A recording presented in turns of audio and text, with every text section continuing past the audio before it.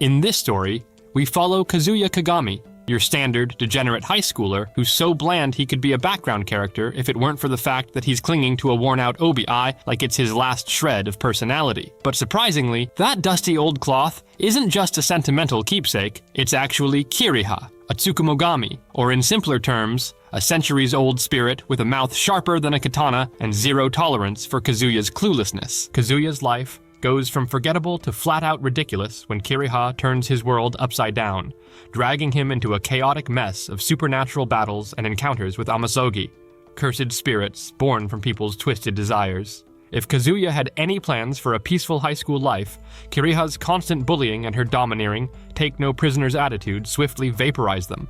Instead, he's forced to fight these spirits alongside her, often getting smacked around like a clueless ragdoll, verbally roasted, or just straight-up humiliated by his supposed partner. Kazuya dreams of himself begging Kiriha not to leave him as she walks away. He then wakes up to find himself groping Chisato Chikaishi's plank chest in class. Chisato beats the living daylight out of Kazuya as his friends Shiro Shiramine and Osamu Osanai watch and say that some people would pay money to be stumped by a girl. After being lectured by Chisato, Kazuya heads up to the roof of the school to contemplate about his dream and his mother's obi.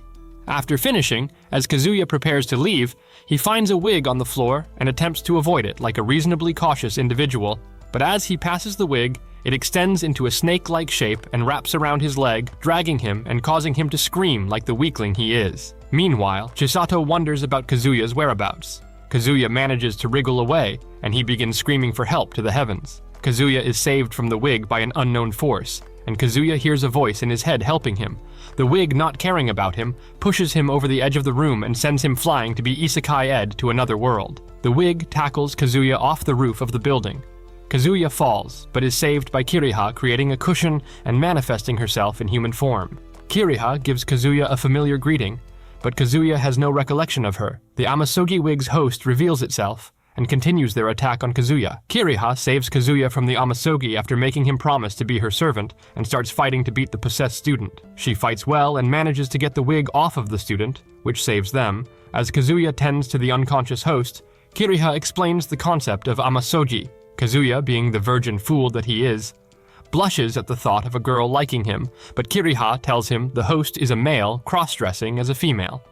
Kiriha disappears to the rooftops as a teacher comes by to check on the two. Kazuya returns home and greets his sister before going upstairs to his room. His sister, who is probably knocked up in the head, offers to bathe together with her brother, to which he declines faster than the speed of light. Kazuya thinks about what has happened and takes a nap. Kazuya awakes to find Kiriha sleeping with him under his sheets and screams. Kasumi rushes upstairs to check on Kazuya, who quickly rolls Kiriha up in his blanket and hides her behind his bed. Kasumi reaches Kazuya's room, and Kazuya insists that nothing happened, prompting his sister to leave. Kiriha punishes Kazuya for tossing her around and introduces herself to Kazuya as his master. Kazuya argues that since he is the owner of the obi, that should technically make him her master, but she looks at him with a gaze that can move mountains, which causes him to shrink back. Kiriha has Kazuya go out to buy her food. Kazuya makes 2 trips for forgetting to buy pudding. Kiriha stays in his room as Kazuya goes downstairs to eat dinner with his sister. Kiriha makes loud noises, attracting their attention, which Kazuya attempts to distract Kasumi from by telling her it's just the TV and talking about their dad.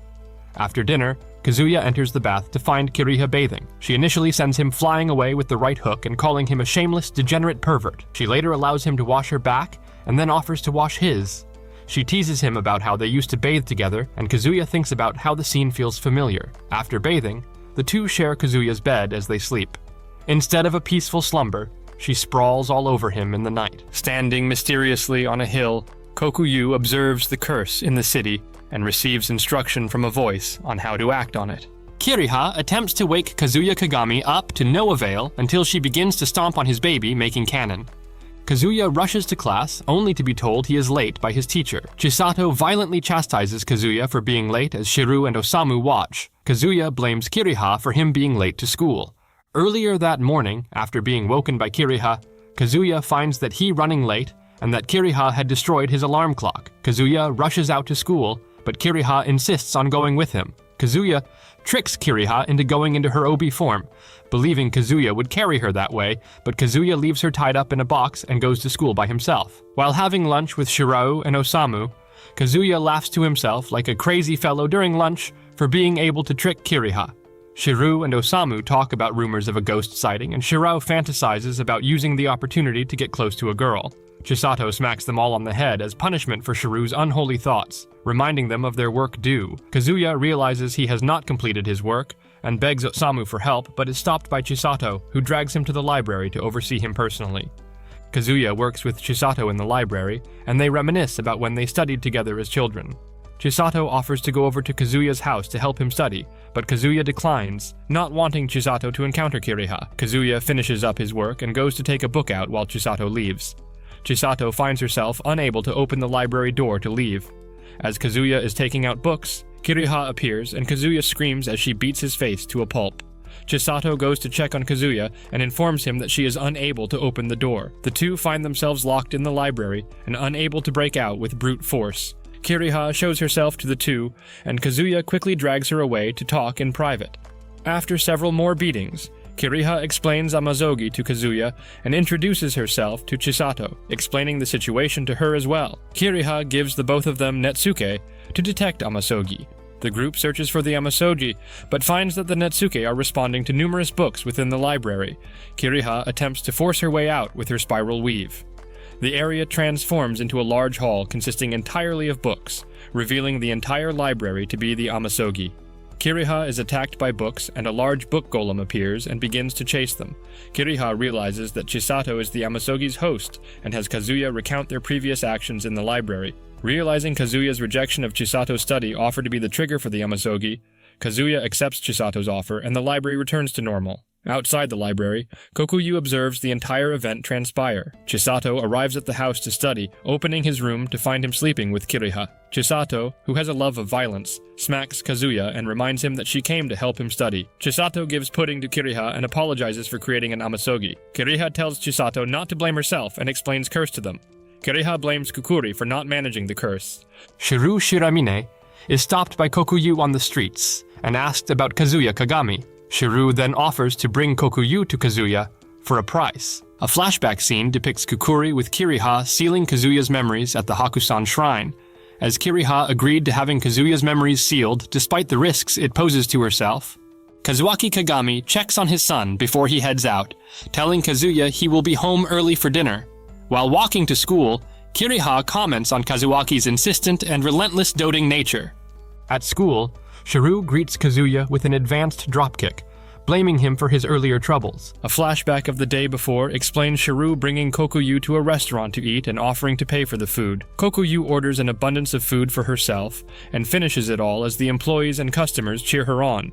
Kokuyu leaves with a parting gift from the restaurant while Shirou is forced to stay and pay the bill. In the present, Shirou tells Kazuya that he lost all his money and is now in debt to Osamu. Kazuya has no idea who the woman looking for him could be. Atop the school building, Kokuyu listens to them and remembers her conversation with Kukuri from earlier. Kukuri blasted Kokuyu for losing track of her objective. Kokuyu then explains the food was much better than what she usually eats at the shrine, casually blaming the shrine's utter and pathetic lack of resources and recognition. Kukuri tells Kokuyu to hurry to bring Kazuya to her without making a commotion and not bringing Kiriha along. In the present, Kokuyu's stomach growls. Shirou challenges Kazuya to arm wrestling for Kazuya's lunch prepared by his sister. Kukuri comments on arm wrestling being a pastime of hers. The other classmates begin to scream like hungry beggars without their bread, as they find that their lunches are gone. Kazuya confronts Kiriha about the missing lunches and is hit in the face. Chisato mentions the possibility of being an amasogi, but Kazuya believes it to be a thief. Kokuyu bursts through the classroom door with stolen lunches in hand and mouth, demanding Kazuya's whereabouts. Shirao recognizes Kokuyu from earlier, but Kokuyu does not remember him.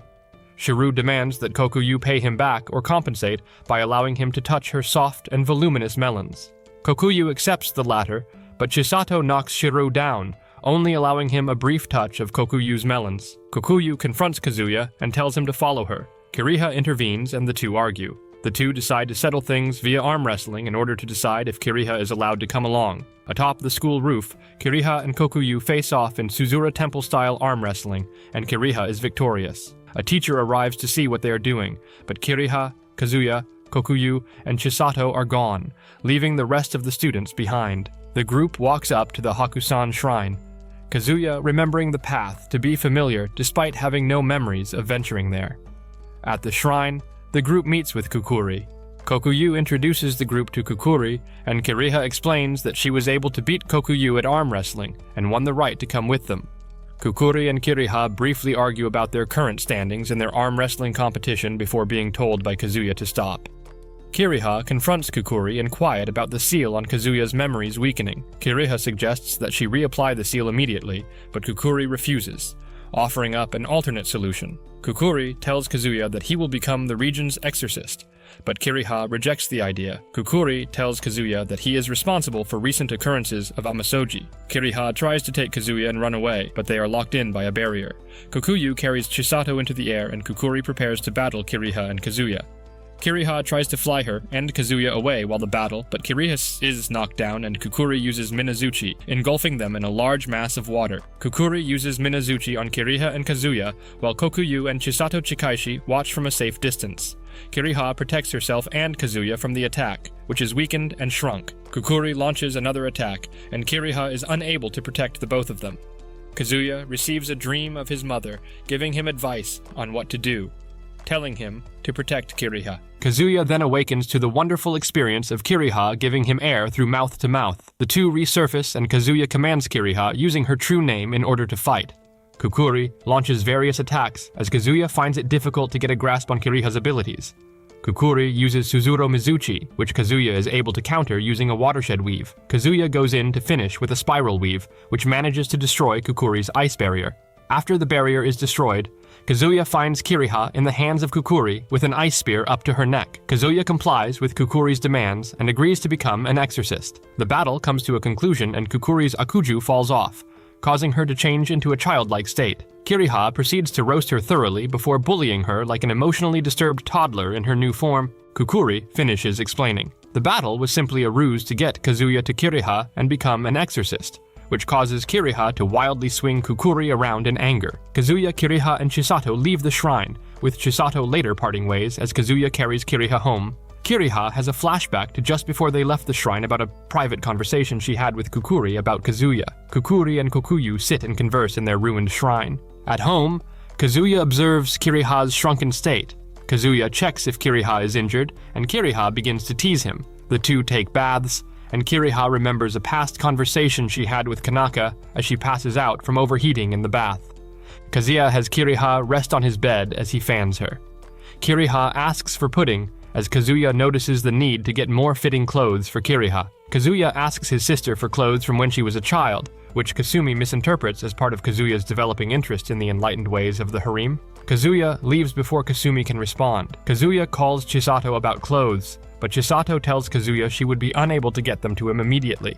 Kazuya stares at the phone, thinking about who to contact. Kazuya meets up with Osamu Osanai, who provides him with the needed clothes. Osamu misinterprets Kazuya's need for the clothes as a fetish, fit for a degenerate like him, but states he will inquire, but Kazuya denies it. Kazuya returns to his room with the clothes and pudding he bought along the way. Kiriha checks to clothes, and the two find that they are of a sexual nature. Kiriha teases Kazuya about wearing the clothes if he wants her, to which Kazuya rejects. The next day at school, Osamu confronts Kazuya about the clothes, asking if he had fun as Kazuya attempts to clear up the misunderstanding. Kiriha tells Kazuya that they will begin his training. While training, Kiriha grows frustrated as Kazuya, being the weakling he is, as well as his physical ineptitude and lack of skill, fails to perform basic weaves. As they bathe, Kiriha explains the weaknesses and mortality of Tsugumomo. Kukuri finds that she and Kokuyu are too poor and that they lack funds to have their shrine repaired. The carpentry Tsukumogami are unable to work without pay, but leave some cloth to cover the holes. At Kazuya's home, Kazuya fails to weave properly, prompting Kiriha to discipline him like the failure he is and demonstrate the correct method. At the Hakusan shrine, Kukuri fails to package a rose correctly, prompting Kokuyu to demonstrate properly. At Kazuya's home, Kazuya calls Kiriha out for cheating at Jenga. Back at the Hakusan shrine, Kukuri and Kokuyu struggle to keep their home together as it collapses in on them. Back at Kazuya's home, the Jenga tower falls over, and Kiriha gets the feeling something good has happened. Kukuri and Kokuyu stand outside in the rain, lamenting their destroyed home while Kokuyu decides their next home. Kiriha and Kazuya train as Chisato, Kukuri, and Kokuyu watch. Kukuri wonders why they are performing such basic training, to which Kiriha explains that Kazuya's previous victory and display of skill were merely a fluke from a pathetic weakling like himself. Kukuri panics, regretting her decision, and heads to their new home, seeing there is nothing they can do about it. The group follows Kukuri and Kokuyu to their new home to find them residing in a playground as Kiriha laughs. Kukuri reads out the curse forecast and tells them that there should be no curse-related problems. Nakajima snickers like a crazed witch while drawing in a dark room. Kazuya meets with the student council president, Tadataka Tadata, who introduces himself as the owner of the previous hair amasogi. Tadata informs them of a problem likely caused by an amasogi. On the way to the location of the problem, they run into Osamu. They find the club room is missing, and Kiriha checks for the presence of an amasogi using her Hazakura, which responds. Back at Kukuri's new shrine, Kokuyu tells Kukuri that their curse forecast is 2 months out of date. The group head back to find themselves stopped by a wall. Nakajima introduces himself, demanding that Tadata officialize the tabletop RPG club, which Tadata refuses. Nakajima summons a minotaur using his sketchbook amasogi, and the group runs away, terrified for their pitiful lives. The group find themselves trapped by a wall and head into the classroom, which leads to a dead end. Kiriha tells Kazuya they need to face the monster, and Kazuya realizes the monster is drawing, meaning it can be erased. Nakajima and the Minotaur enter the room, where the Minotaur is sprayed with water by Osamu and Tadata to no effect. Kazuya uses the distraction to use a fire extinguisher on the Minotaur, erasing its arm. The group retreats back into the hallway and erases the wall that blocked them, only to find another wall behind it, and their fire extinguisher has run out. Nakajima corners them, having shoddily redrawn the Minotaur's arm. Kazuya uses Kiriha and makes a rush to a nearby fire extinguisher, grabbing it and erasing the monster entirely. Nakajima is confronted and Osamu is informed about the amasogi. Kiriha gives Nakajima the sketchbook for him to destroy in order to avoid curse backlash. Nakajima destroys the book, but reveals he had a piece of paper hidden, summoning another Minotaur. Osamu reveals that he had switched their sketchbooks, and he is still the amasogi. Osamu then summons a flare dragon and destroys Nakajima's Minotaur. The fire from the dragon causes the fire alarm to go off. After changing clothes, Osamu explains that Nakajima used tracing for his drawing. Osamu calls Nakajima's use of the amasogi a waste, as his perverted mind could only think of drawing and summoning an adult version of Kiriha in lingerie to demonstrate its potential. The adult Kiriha begins sadistically stomping on Kazuya's cannon, and Nakajima destroys his amasogi. Hiroshi Okado, in typical nerd fashion, confesses his love for Chisato Chikaishi on the school rooftop as Kiriha and Kazuya watch in secret. Chisato rejects Hiroshi, stating she already likes someone, leaving Hiroshi upset. Kazuya is surprised Chisato likes someone, while Kiriha sighs at Kazuya's obliviousness. Chisato helps Kazuya study in his room as Kiriha plays video games. Kazuya confronts Chisato about who she likes, and Chisato refuses to tell. Kiriha looks through Chisato's bag for pudding, but finds a doll instead, making Chisato grow increasingly embarrassed. Kazuya asks what the doll is, and Chisato mellows down like a rundown Game Boy, telling them it is nothing. Hiroshi expresses his frustration over getting rejected as he plays computer games. While doing his video games, he manifests as an amasogi. Kazuya arrives at school the next day to find all the students interacting as couples. Tatami Tadata runs into Kazuya and falls over, shamelessly exposing her undergarments to him. Tatami flusteredly questions Kazuya on whether or not he saw her panties. A dialogue prompts with a timer manifest in front of the girl, and Kazuya hastily makes a choice. Tatami, losing patience, slaps Kazuya across the face like an annoyed mother and leaves. Kazuya arrives in his classroom to find all his classmates interacting as couples with the same dialogue prompts. Shiru, who is a dialogue interaction with Misako Misago, greets Kazuya and tells him of the great opportunity they have received from the dialogue system. As Kazuya sits down for class, Kiriha comes to the conclusion and explains that the dialogue system running throughout the school is caused by a gal game amasogi. Kazuya heads out to search for the amasogi, but finds Chisato being romanced intensely by Hiroshi. Kazuya greets Chisato, who responds distantly. Kazuya then confronts Hiroshi about what he has done to Chisato, but Chisato offers only a resounding slap to Kazuya. Chisato and Hiroshi then leaves Hiroshi, proclaiming his superior skills at playing Pure Heart. Kazuya and Kiriha realize that Hiroshi is the host of the amasogi and chase after him. Hiroshi calls upon his groupies to defend him from Kazuya. Kazuya meets with Osamu, explaining the situation and asking for advice. Osamu explains the workings of the Pure Heat dialogue system, telling Kazuya that his best chance to win Chisato back is to use the custom input dialogue option. Kazuya finds Chisato and enters custom dialogue input, asking her to help him study and increasing Chisato's affection for Kazuya like an effective love spell from a dark wizard. Chisato, Kazuya, and Osamu have lunch together. Osamu compliments Chisato for having her stay, and Kazuya compliments Chisato's lunch-making skills and abilities as a household wife, increasing her affection with Kazuya. Chisato asks Kazuya about Kiriha's whereabouts, though no dialogue window appears. Osamu realizes the situation to be a free input conversation event. Before Osamu can warn Kazuya about answering carelessly, Kazuya tells Chisato that she is napping in her gym clothes. Chisato's affection decreases and she gets angry. Osamu explains the situation, and Kazuya attempts to answer carefully but fails miserably. Osamu, Kazuya, and Kiriha meet and discuss the situation. Osamu explains the only choice left for Kazuya is to exploit an event bug, which results in him maximizing his points.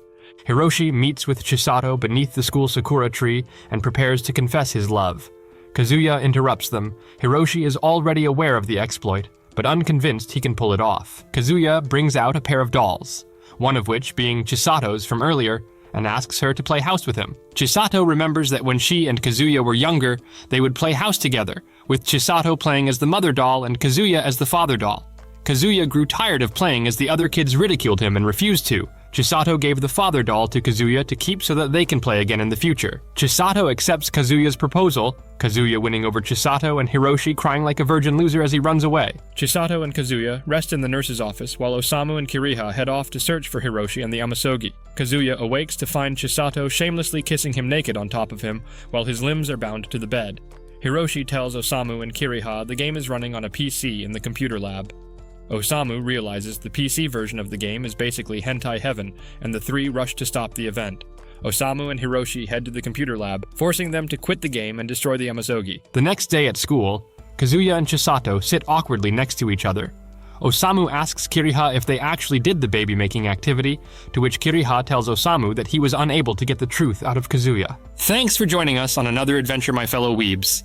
If you enjoyed this episode of Weebtoons, make sure to smash that like button and leave a comment below, and subscribe to the channel.